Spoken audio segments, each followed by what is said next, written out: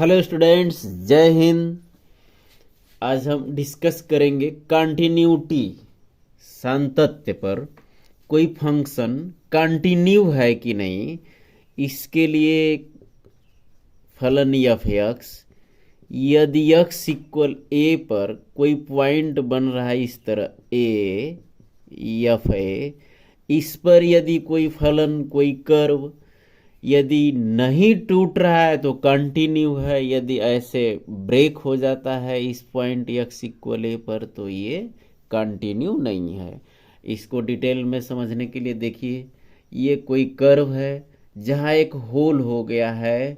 चलिए इसको ले लेते हैं एक्स इक्वल ए वन पर, और इस तरह यदि एक्स इक्वल ए वन पर इसका left limit x tends to A1 negative f x और limit x tends to A1 positive f x, left limit right limit दोनों इक्वल भी हों यदि इस A1 पर, तो इक्वल होने पर ये एग्जिस्ट तो करेंगे, लेकिन ये कंटिन्यू नहीं हो सकते, क्योंकि एक्स इक्वल A1 पर ये जो एफ ए वन है ये परिभाषित नहीं है, यहाँ होल है, ये परिभाषित नहीं है। इसका मतलब ये कंटिन्यू नहीं है।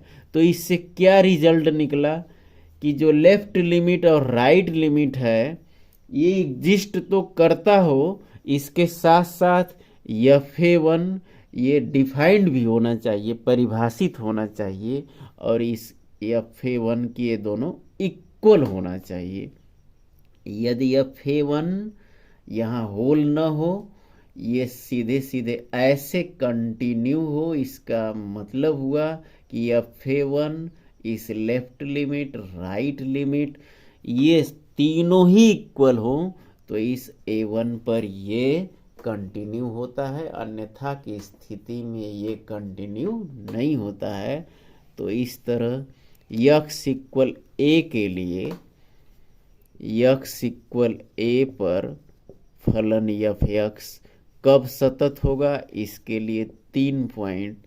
पहले तो एक्स इक्वल ए पर ये एफ एक्स परिभाषित होना चाहिए, अपने प्रांत में, ख्याल रहे अपने डोमेन में जो फंक्शन एफ एक्स है ये परिभाषित होना चाहिए।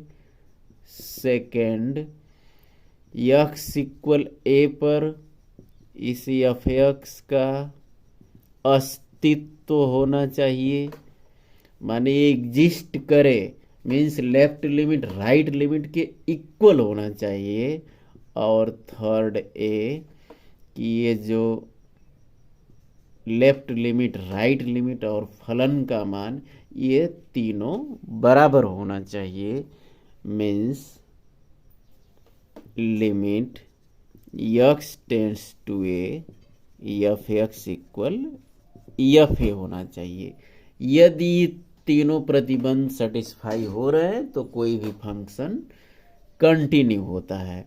तो इसके लिए limit x tends to a f x, limit में आप पढ़े हैं कि क्या होता है, कब x tends to a f x होता है, जब left hand limit right hand limit के इक्वल हो, मीन्स फलन का अस्तित्व हो। फलन का अस्तित्व हो तो लेफ्ट लिमिट राइट लिमिट के इक्वल होगा, और इसी को बोलते हैं लिमिट एक्स टेंस टू, सीधे फलन की सीमा हो जाती है, और फलन की सीमा फलन के मान के बराबर हो तो सतत होगा। और इसके साथ साथ ये भी निश्चित रूप से जो फलन है वो अपने डोमेन में एक्स इक्वल ए पर डिफाइंड होना चाहिए। तो इस तरह limit x tends to a f x equal f a, फलन की सीमा फलन के मान के बराबर हो तो फलन कंटिन्यू होता है, अन्यथा ये कंटिन्यू नहीं होता है। और इसके लिए आपको याद होना चाहिए फलन की सीमा के लिए कि left hand limit right hand limit के इक्वल होना चाहिए। यदि तीनों में कोई एक कंडीशन नहीं है, जैसे फलन अपने डोमेन में एग्जिस्ट नहीं करता है, डिफाइंड नहीं है, तो भी कंटिन्यू नहीं होगा। फलन एग्जिस्ट नहीं करता है, left hand limit right hand limit के इक्वल नहीं है, तो भी कंटिन्यू नहीं होगा। और यदि ये एग्जिस्ट भी करता हो लेकिन ये नॉट इक्वल या फे हो जाए, तब भी ये फलन कंटिन्यू नहीं होता है। और यदि फंक्शन का लेफ्ट लिमिट राइट लिमिट के इक्वल तो हो लेकिन एफ के इक्वल नहीं हो, यदि x इक्वल ए पर लिमिट ज्ञात कर रहे हैं, फंक्शन एग्जिस्ट तो कर रहा हो x इक्वल ए पर, लेकिन एफ के इक्वल नहीं हो, तो ऐसी स्थिति में इसे रिमूवेबल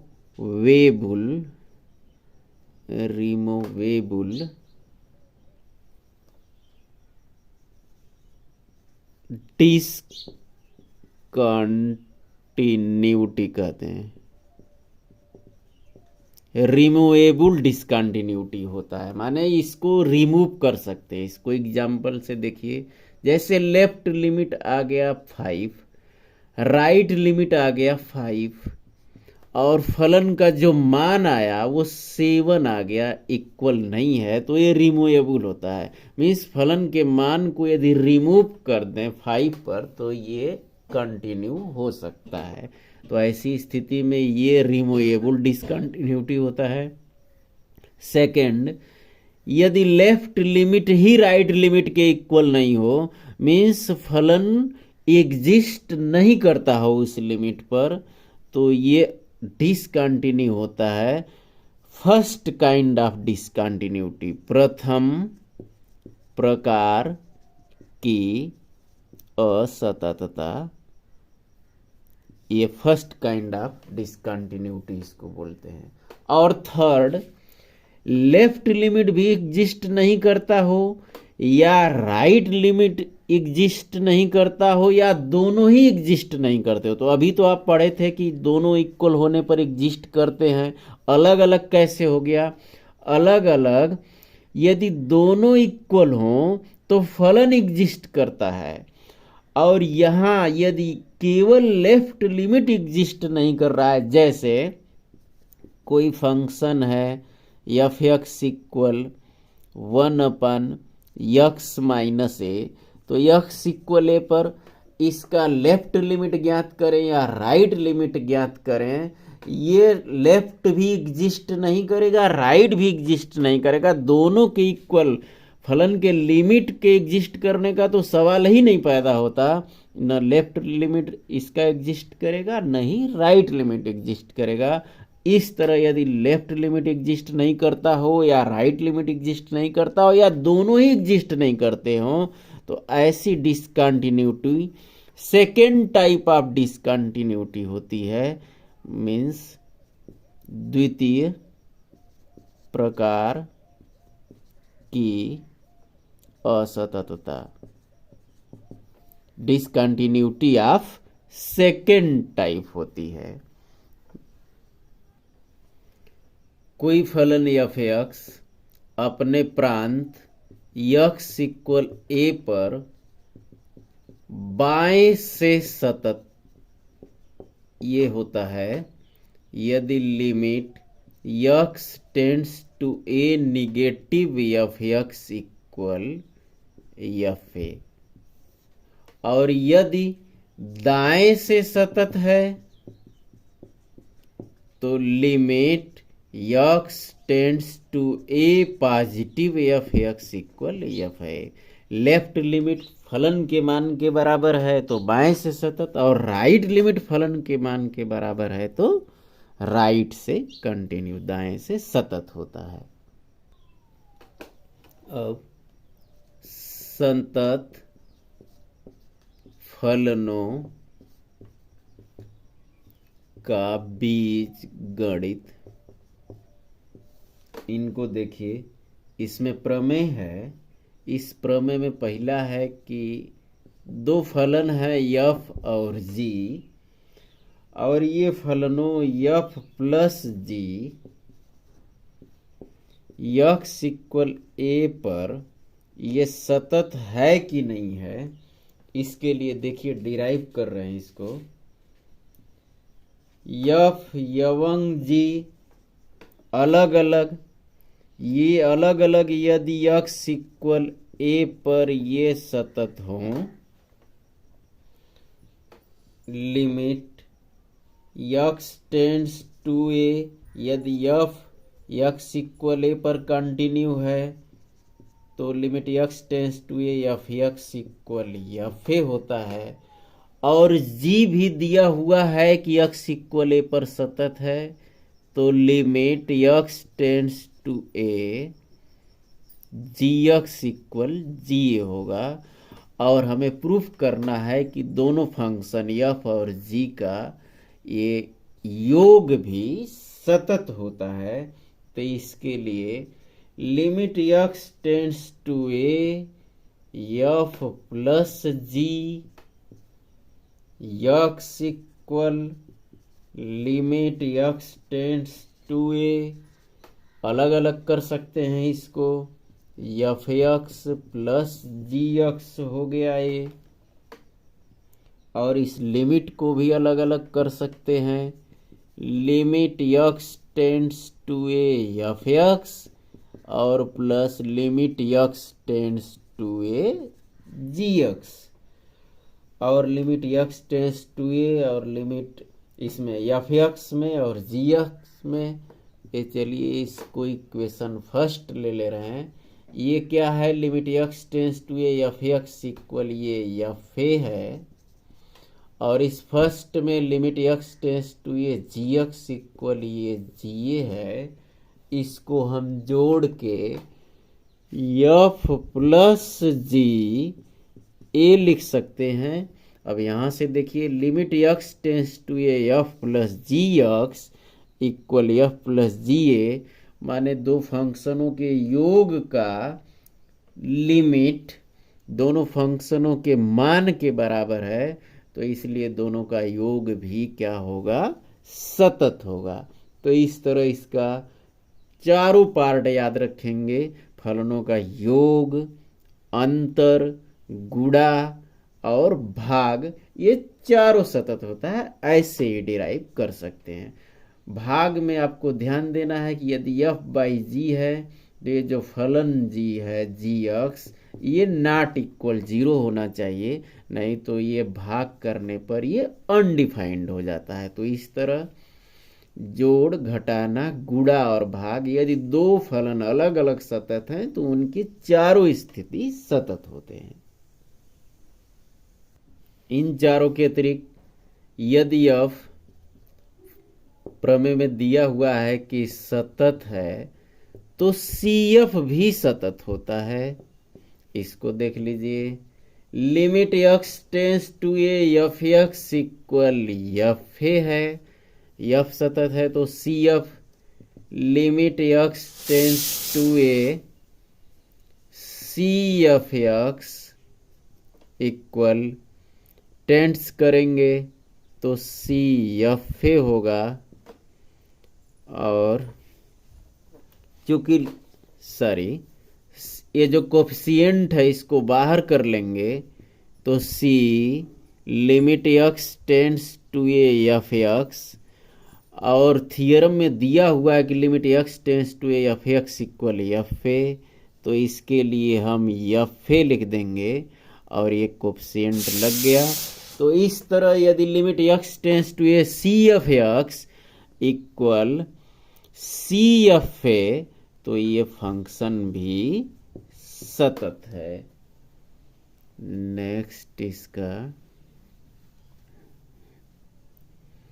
यदि फलन एफ सतत है तो 1/f भी सतत होगा।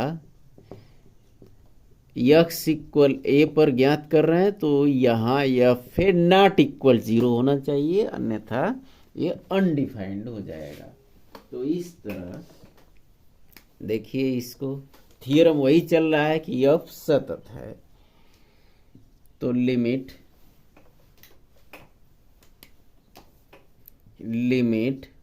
X tends to a f x equal f a दिया हुआ है, एफ सतत है तो 1/f ज्ञात करना है।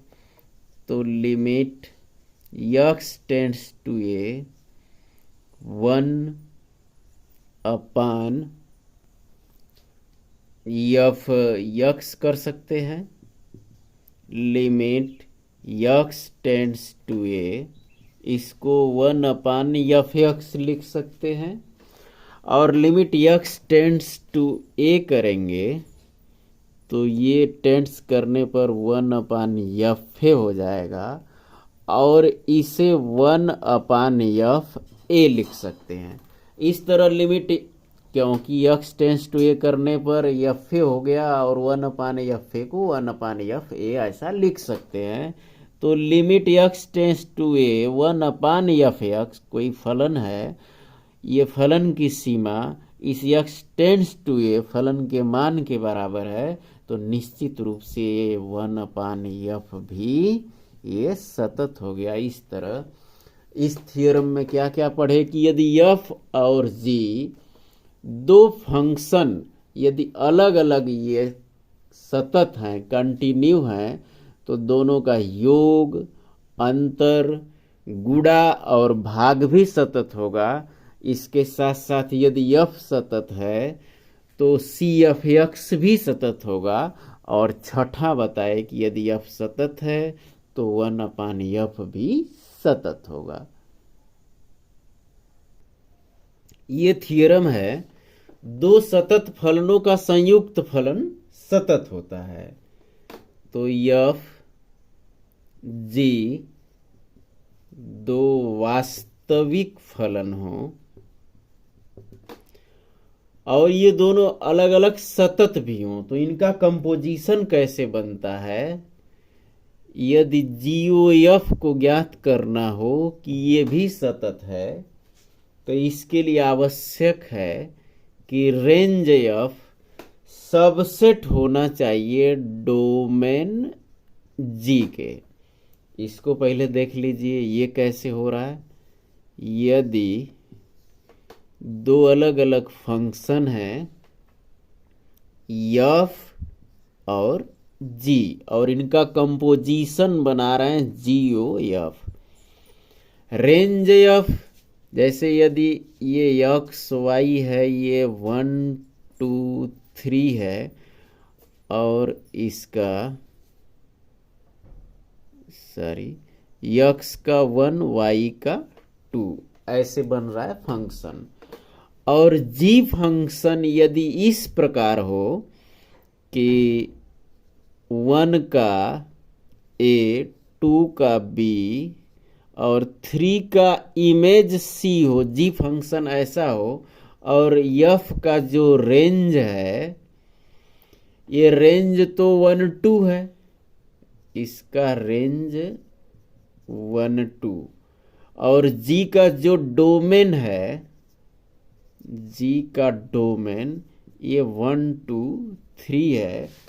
ऐसी स्थिति में कंपोजिशन ये बन सकता है। यहाँ x का होगा a, y का b, c छूट जाएगा।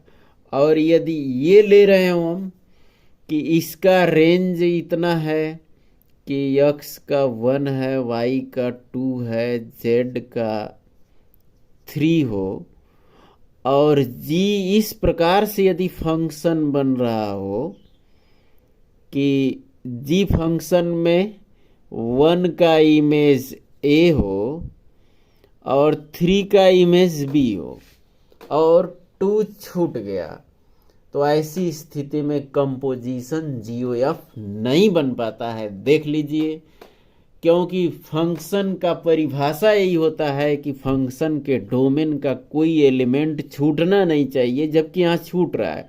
x का इमेज तो a हो गया GOF में, z का इमेज b है, लेकिन y का इमेज नहीं है, मीन्स y छूट गया, माने ये GOF फंक्शन ही गलत हो जाएगा।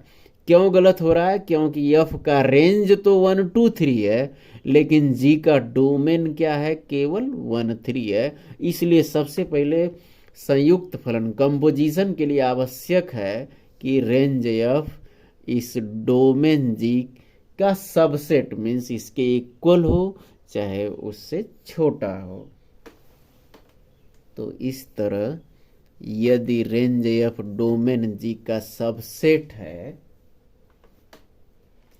और ए कोई ले रहे हैं एक्स इक्वल ए, ये एफ जो फलन है इसके प्रांत में एक स्वच्छ बिंदु है, एफ के प्रांत में एक स्वच्छ बिंदु ले रहे हैं और ये कह रहे हैं कि एफ क्या है, कंटिन्यू है। तो इसके लिए limit x tends to a f x equal f a हो जाएगा, क्योंकि एफ क्या है, सतत है। अब हमें प्रूफ करना है कि जीओ एफ एक्स सतत है। तो इसके लिए देखिए बहुत ही इजीली आप इसको ऐसे लिखेंगे कि लिमिट, यहाँ पहले देख लीजिए, जीओ एफ एक्स मीन्स जी एफ एक्स, एफ के लिए डोमेन एक्स है लेकिन जी एफ एक्स के लिए डोमेन एफ एक्स मीन्स जी का डोमेन क्या है, एफ एक्स। तो इस तरह इसको limit f x tends to f a लिखेंगे, क्योंकि हमें एफ एक्स नहीं अब क्या ज्ञात करना है, जी एफ एक्स।